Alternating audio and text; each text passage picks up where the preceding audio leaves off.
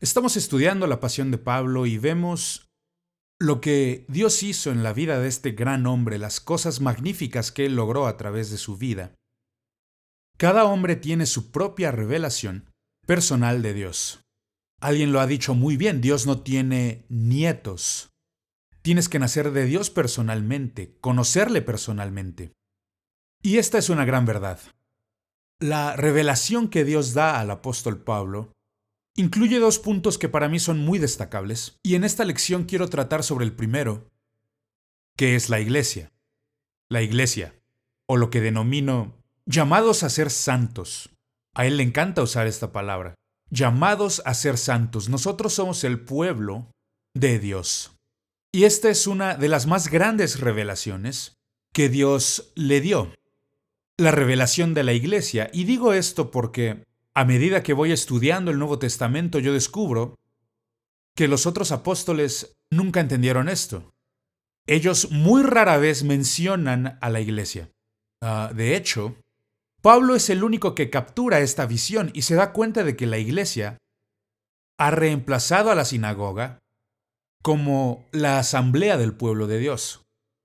Los demás, y yo creo que esto se debe a su propia humanidad, porque ellos eran judíos antes de haber sido cristianos, y era difícil para ellos olvidar esto, dejarlo ir, el seguir adelante hacia el futuro, que la iglesia había reemplazado a la sinagoga. Pero Pablo habla sobre esto una y otra vez. Él continuamente nos lleva de vuelta a la iglesia. El apóstol Pedro, por ejemplo, nunca menciona a la iglesia ni una vez.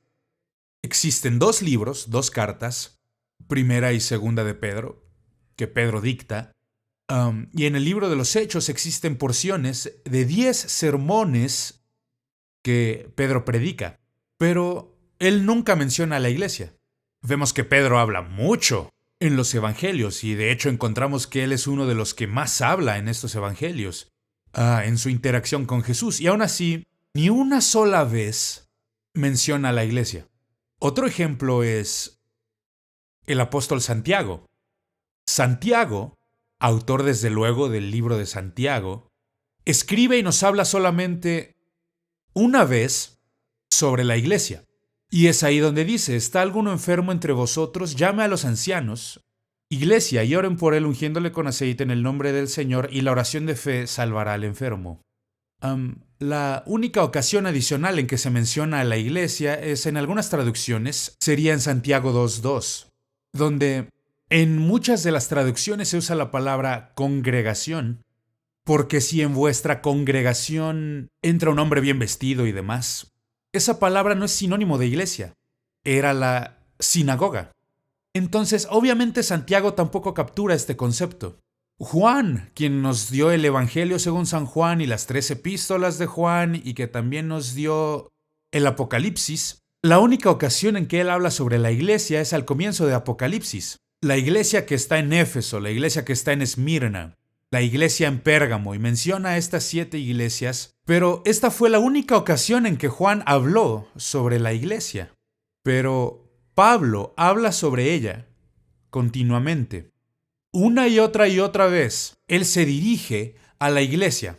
Entonces, desglosemos esto en 3 partes de las que yo quiero hablar. Número 1, la gente de la iglesia. La gente de la iglesia. Cuando Pablo habla sobre la iglesia, su término preferido, el que más usa, es santos, santos. Lo utiliza en 40 ocasiones para referirse a la gente en la iglesia. Ahora, yo sé que existen iglesias en las que tienes que estar muerto por varios años antes de poder llegar a ser un santo. Eso no es de lo que Pablo está hablando. Eso no es su pensamiento, su teología. Estas personas estaban vivitas y coleando, estaban respirando y eran santos, una parte de la iglesia. Quiero darte un par de referencias escriturales, porque yo puedo hablar de esto por horas y horas. En Filipenses capítulo 1, verso 1 dice, Pablo y Timoteo, siervos de Jesucristo, a todos los santos en Cristo Jesús que están en Filipos, con los obispos y diáconos. De hecho, en ese versículo se tienen las 3 categorías de gente en la iglesia. Tenemos a los obispos, ellos eran los supervisores, los líderes. Luego tenemos a los diáconos, que son los que ayudan, los que sirven, y tenemos a los santos. En la mente de Pablo, todo aquel que era un cristiano era un santo. Eran llamados a ser santos. Y luego en Filipenses 4:21, él concluye esta carta diciendo: saludad a todos los santos en Cristo Jesús. Ahora podría darles ilustración tras ilustración para demostrar esto. Esta era su manera de pensar. Los cristianos están llamados a ser santos. Esta palabra santos es la misma palabra que se traduce como sagrado. Esta palabra santo literalmente es estar apartado para Dios. Es así como Pablo veía al cristiano. Esto es quiénes somos. Es lo que debemos hacer. Somos llamados a ser santos, a ser el pueblo especial de Dios, representantes de Dios en esta tierra.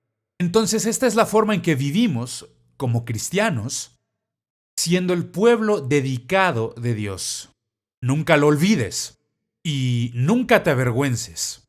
El término favorito de Pablo: somos llamados a ser santos. El segundo término que él usa es el término hermanos. Hermanos. Ahora, obviamente no está dejando fuera a las hermanas, sino que está hablando sobre la familia de Dios. Somos parte de la familia de Dios. Y él utiliza esta palabra, hermanos, bastante. Porque él mira a la iglesia local como una familia. Y es así como debemos verla. Debemos verla como la familia de Dios. Hicimos mención acerca de esto en la lección anterior sobre Demas y cómo cometió el error de marcharse. Escucha, amigo. Dios no te edifica personalmente o edifica tu ministerio personalmente. Lo que Dios edifica es a la iglesia. La iglesia. Por supuesto que eso nos incluye. Formamos parte. Y también deberíamos ser edificados. Pero la intención de Dios nunca fue que viviéramos la vida cristiana solos. Somos parte de la familia de Dios. Somos hermanos y hermanas. Familia de Dios. Y es lo que Pablo comprende. Que la iglesia es un grupo celestial de hermanos. Debemos estar conectados unos con otros, comprometidos unos con otros. Estas son las cosas que se mencionan en el libro La autobiografía de Ryan Arbunkel. Te recomendaría leerla. Y una de las cosas que recuerdo que él menciona es la familia. Y él habla sobre ciertas instancias entre él y sus hermanos. Tenía 4 hermanos. Y cómo su relación era muy especial. Y lo mismo es cierto en mi vida. Mi hermano, solamente tengo un hermano en lo que es la carne. Ya falleció. Él era más joven que yo y de hecho su estilo de vida fue lo que lo llevó a un deceso prematuro. Él tomó un camino totalmente opuesto. Yo era el predicador y él tomó otro camino. Él no formaba parte de la iglesia. Yo creo que Dios le dio la oportunidad para arrepentirse y estoy muy agradecido con Dios porque Él es muy bueno. Pero yo me pongo a pensar en mi hermano y no me daba cuenta de lo mucho que lloraría cuando él se fue. Porque nunca fuimos cercanos. Nosotros siempre, bueno, ya sabes, yo era el predicador, siempre estaba involucrado en la iglesia. Y todo lo que él hizo fue conectarse fuera de la iglesia y cuando él murió, algo ocurrió que me hizo llorar de una manera que no creía posible. Esta es la familia de Dios. Ahora, yo creo que deberíamos tener el mismo tipo de relación en la iglesia.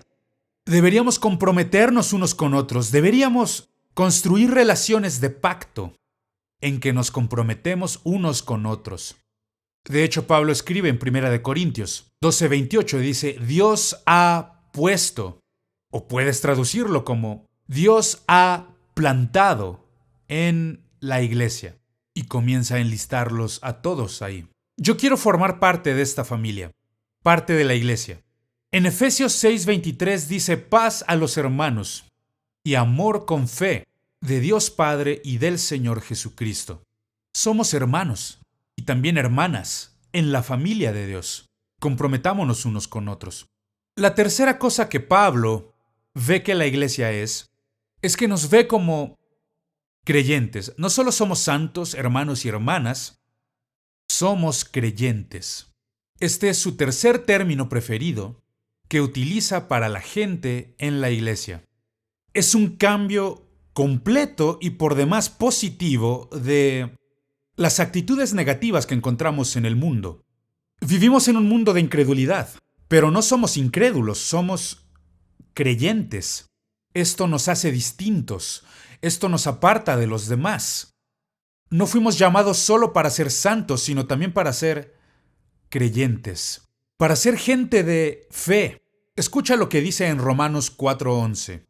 Y recibió la circuncisión como señal, estamos hablando de Abraham, como sello de la justicia de la fe que tuvo, para que fuese padre de todos los creyentes no circuncidados.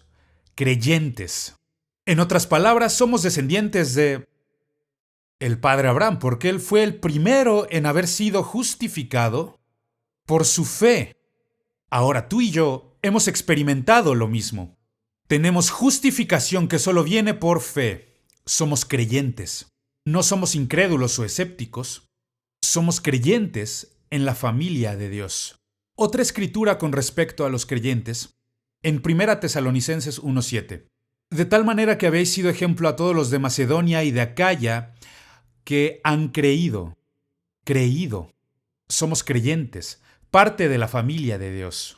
Nosotros vivimos en este mundo en el que hay conflicto por doquier.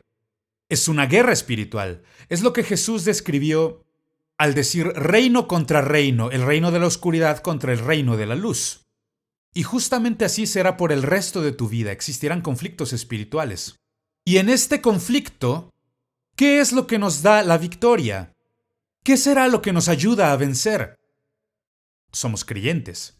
Y esta es la victoria que ha vencido al mundo, nuestra fe. Fe. Entonces, como creyentes, tenemos victoria. Vivimos en este mundo lleno de dudas y temor. No tengo miedo, porque estoy lleno de fe. Es lo que Pedro llama el triunfo de nuestra fe, y creo que esto es tan preciso, es una descripción precisa de todo lo que está ocurriendo. Porque esto es todo lo que el diablo planifica, es un ataque en contra de tu fe. Él intenta destruir tu fe. No le permitas que lo haga. Sé un creyente. Estas son las personas de la iglesia. Quiero hablar de la segunda área. La siguiente área que quiero discutir es lo que yo he llamado imágenes de la iglesia. Imágenes de la iglesia. Una vez más, existen 3 imágenes principales que Pablo usa, y esto lo vemos con bastante claridad en la carta a los Efesios. Él escribe sobre la iglesia porque de esto se trata, del evangelio que ha llegado a la iglesia. Y él llama a la iglesia un edificio. Ahora, por favor, no pensemos en términos naturales acerca de esto, en el sentido de que esto es la iglesia. No, la iglesia es mucho más que eso. Es un edificio espiritual que Dios construyó. Muchas veces pensamos en términos naturales porque vivimos en un mundo natural. Pero la iglesia que Dios ha construido es eterna. Este edificio natural no es eterno. Si descuidamos este edificio solo por un tiempo, comenzará a decaer, comenzará a desmoronarse. Lo que Dios construye es un edificio espiritual. Entonces el edificio espiritual se ha erigido para la gloria de Dios. Cuando dice que la iglesia es un edificio, es esto lo que él enfatiza. Es la gloria de Dios, es la gloria de Dios que se manifiesta a través de ella. Voy a darte un par de ilustraciones. Por esta razón se construyen edificios. El por qué son edificados. Hay un propósito para su existencia.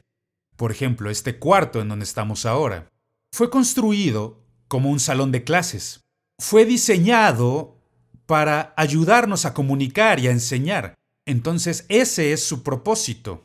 Todo edificio tiene propósito. El propósito de la iglesia es traer gloria a aquel que lo está edificando. Jesús dijo, sobre esta roca edificaré mi iglesia. Eso es lo que Él construye. Y es solo para su gloria. Eso es lo que Él logra. Ahora, quiero darte esta escritura de Efesios, el capítulo 2. Pablo dice, edificados sobre el fundamento de los apóstoles y profetas, siendo la principal piedra del ángulo, Jesucristo mismo.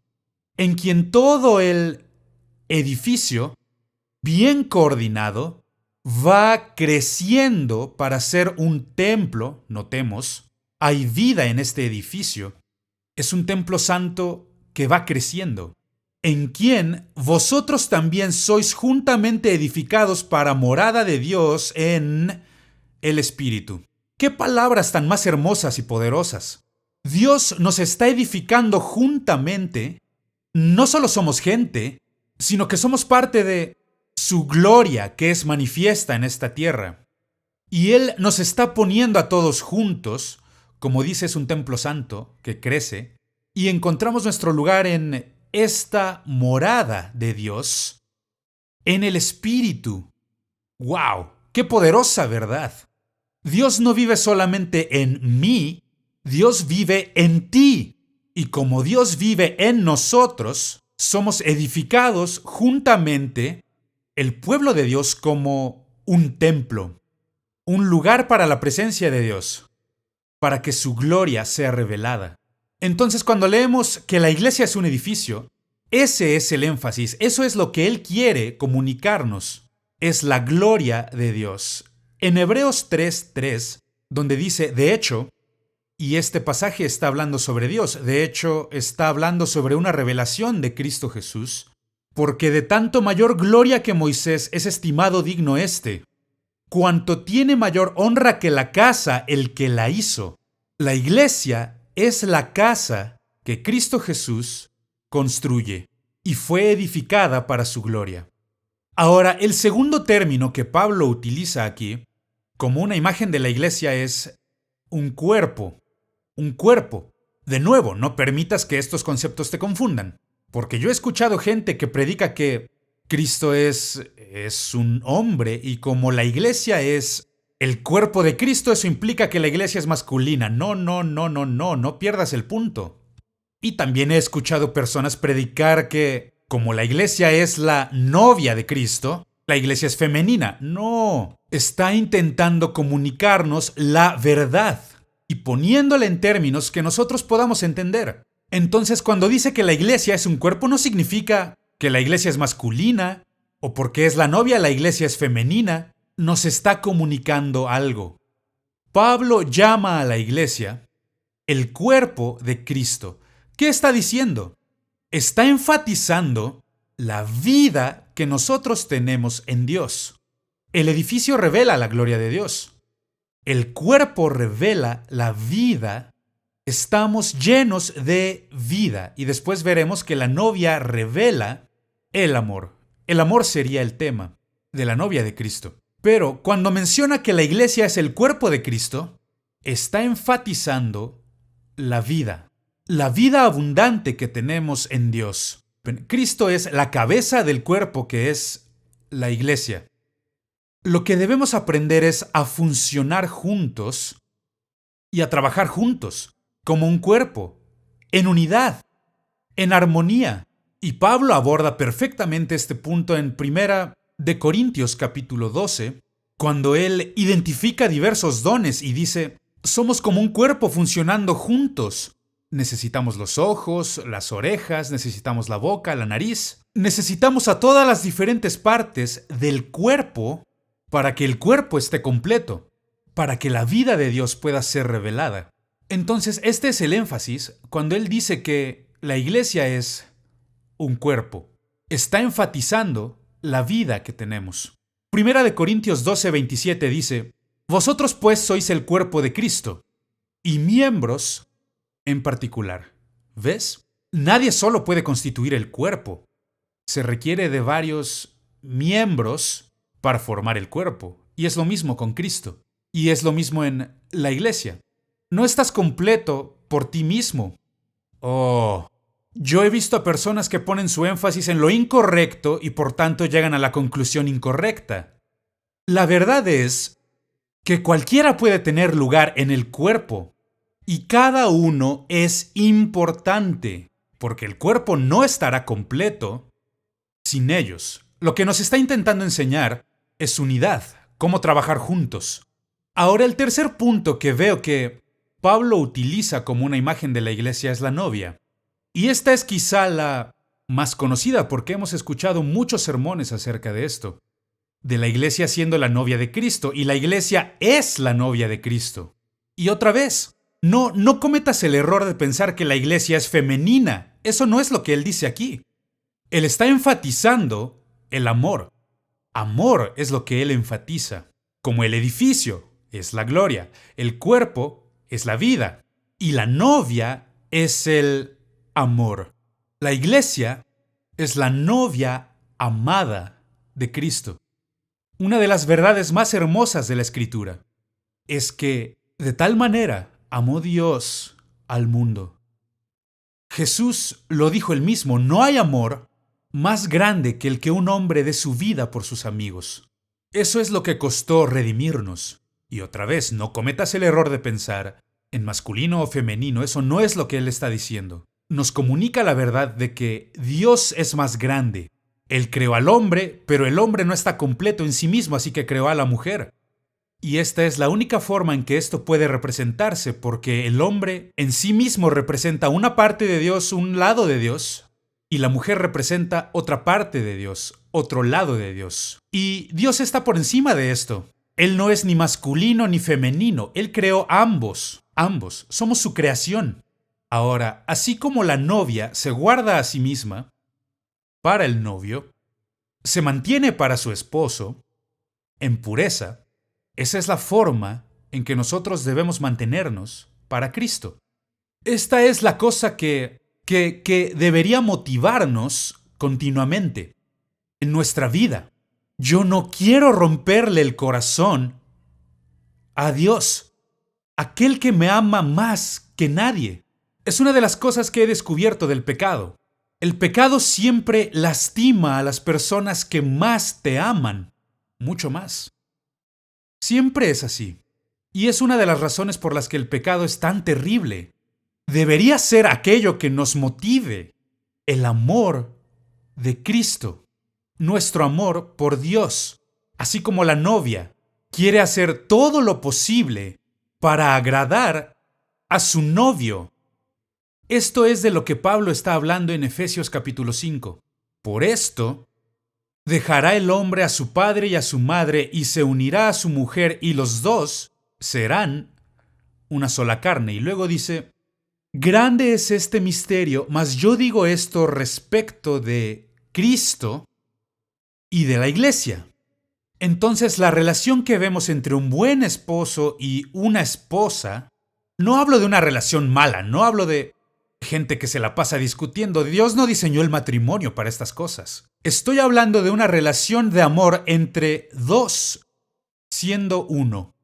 Y esto se transforma en una ilustración espiritual para ti y para mí. Esto es lo que Cristo quiere con nosotros. Él quiere unirse a nosotros. Él quiere ser uno con nosotros. Y esto es posible solamente a través del amor. Entonces, cuando habla sobre la novia, esto es lo que está enfatizando. Él enfatiza el amor que compartimos en Cristo Jesús. Quiero hablar sobre el área número 3 de la iglesia. Aquí veremos lo que yo he llamado el propósito de la iglesia. Habla sobre la gente de la iglesia. Ya hablamos sobre imágenes de ella. Ahora hablemos sobre el propósito de la iglesia. Pablo recibe esta revelación de parte de Dios y comprende que a partir de Cristo Jesús todo ha cambiado. La sinagoga solía ser el lugar de reunión para el pueblo de Dios, pero esto ya no es así. Todo ha cambiado. Rechazaron a su Mesías. Esto es uno de los grandes misterios de Dios. La Biblia dice en el Evangelio de Juan que en el principio era el Verbo, y el Verbo estaba con Dios, y el Verbo era Dios. Y por medio de él fueron creadas todas las cosas, y sin él nada de lo que ha sido hecho fue hecho. Y continúa diciendo, y el Verbo fue hecho carne y habitó entre nosotros. Y luego dice que a lo suyo vino, pero los suyos no le recibieron.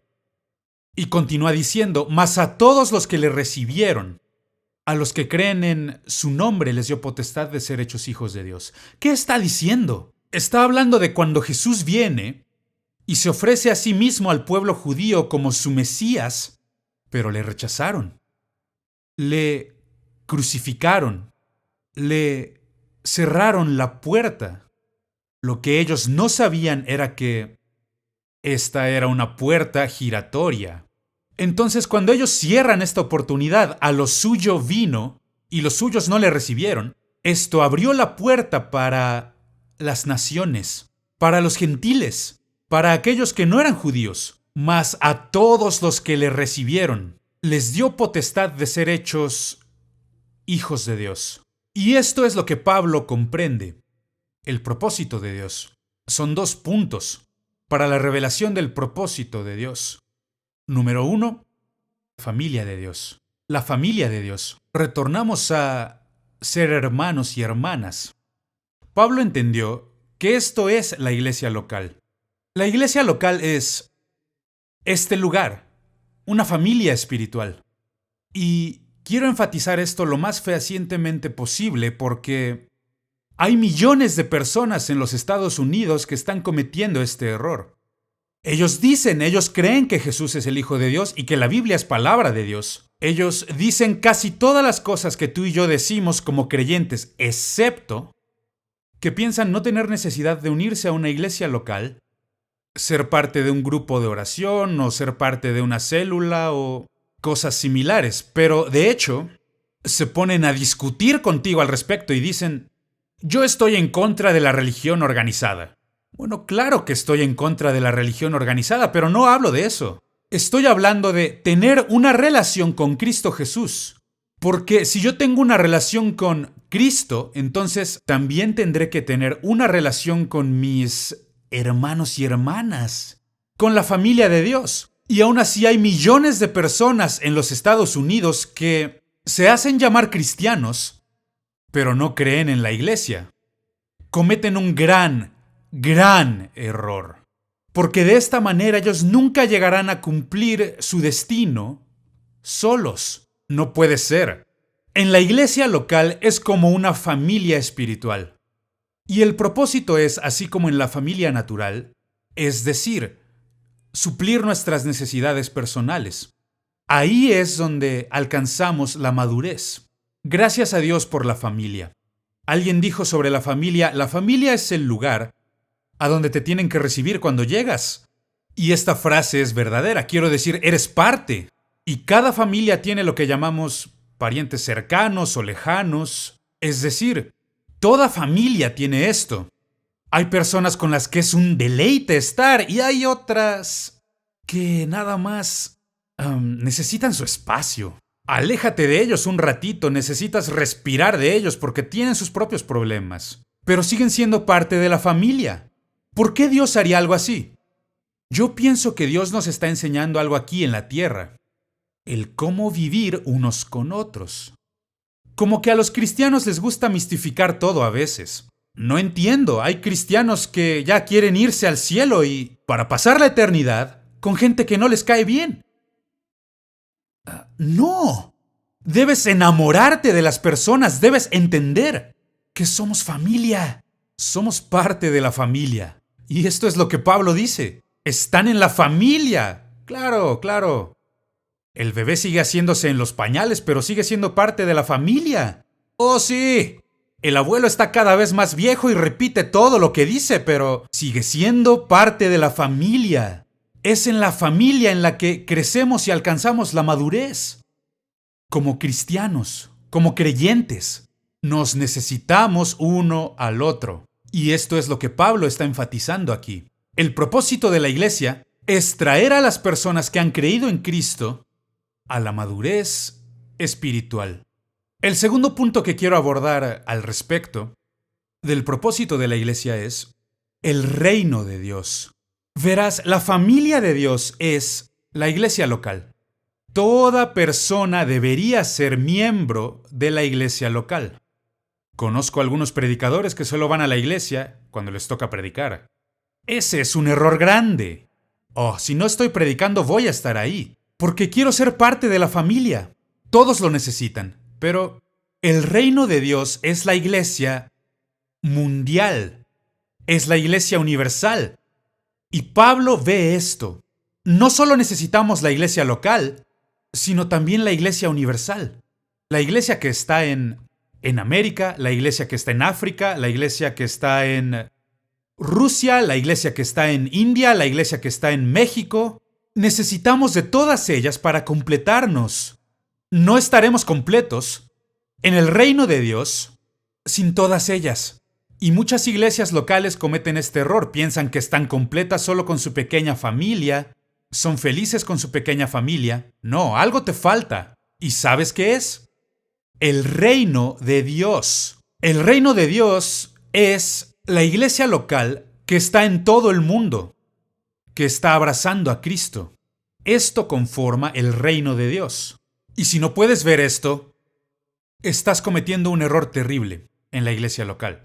Y yo conozco muchas iglesias locales que han hecho esto, están aisladas, solas. No es bueno que el hombre esté solo. Y tampoco es bueno que las iglesias estén solas. Necesitas formar parte del reino, algo que sea más grande que tú. Y esto es lo que Pablo ve, que la iglesia alrededor del mundo es el reino de Dios. De nuevo, no es político, no es económico, sino espiritual. Es un reino espiritual con Cristo Jesús como su Señor. Alguien ha hablado de el mensaje del reino de la hora, y yo creo en el reino de la hora, pero aún no lo es, porque el rey aún no ha regresado. Sí, tenemos un reino espiritual y somos parte de él, pero hasta que el rey regrese, no podrá estar completo. Hasta que Cristo regrese, y esta es una de las voces de la iglesia que simplemente dice: Jesús viene ya. Jesús viene ya. Necesitamos decirle a la gente en todos lados que Cristo vuelve. Y cuando Él vuelva, entonces este reino espiritual también será un reino físico. Y esto no va a ocurrir hasta que Cristo vuelva. Pero yo lo creo con todo mi corazón, que como Él vino una primera vez, Él vendrá una segunda vez. Él va a volver. Y cuando venga, Él vendrá por su reino, que es su pueblo, en todas partes.